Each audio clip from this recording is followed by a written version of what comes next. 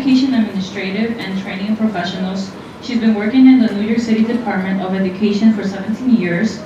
She's extensive experience in coordinating, design, and facilitating engaging and highly interactive training and introduction.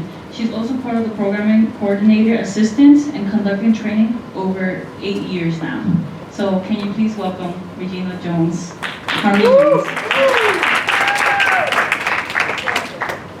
I'm happy to be here with you. I feel kind of like strange and unusual in this business because I've been doing this since 2009 in Jason, I think.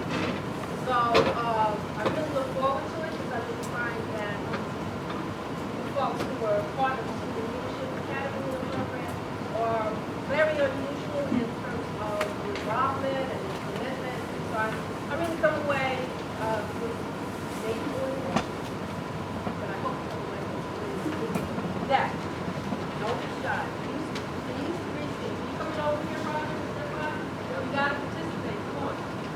Young lady over there, well, here. You got to be part of the group. Okay, this is Dr. Julie, right? Are you the photographer? Photographer, right. So,